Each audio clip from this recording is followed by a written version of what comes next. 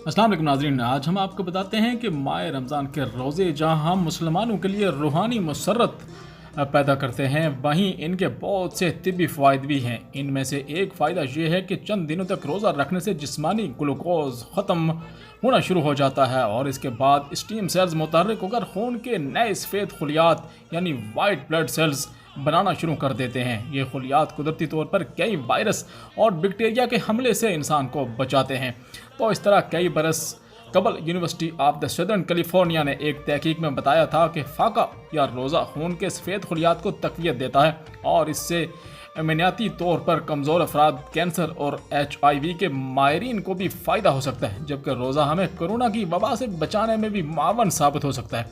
माहिरीन का कहना है कि रोज़े का अमल स्टीम सेल को मुतहर्रिक करता है और वो खून के नए सफ़ेद खलियात बनाने लगते हैं, यहाँ तक कि पूरे इम्यूनियाती निज़ाम की तश्कील नौ भी शुरू हो जाती है। इस तहकीक में कहा गया है कि अगर 70 घंटे का फाका किया जाए तो केमोथेरेपी के जहरीले असरात को बहुत हद तक कम किया जा सकता है।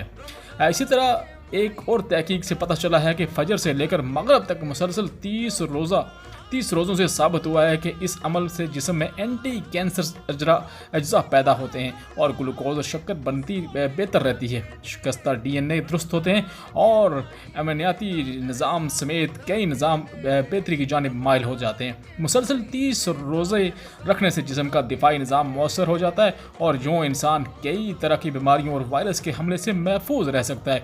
दूसरा अहम पहलू ये सामने आया है कि मुसलसल एक माह के रोज़े कैंसर को बढ़ावा देने वाले कई अफ़ाल को रोकते हैं और तीसरा अहम फ़ायदा ये सामने आया है कि इससे दिमागी और नफ्सियाती सलाहियत में गैर मामूली इजाफा होता है।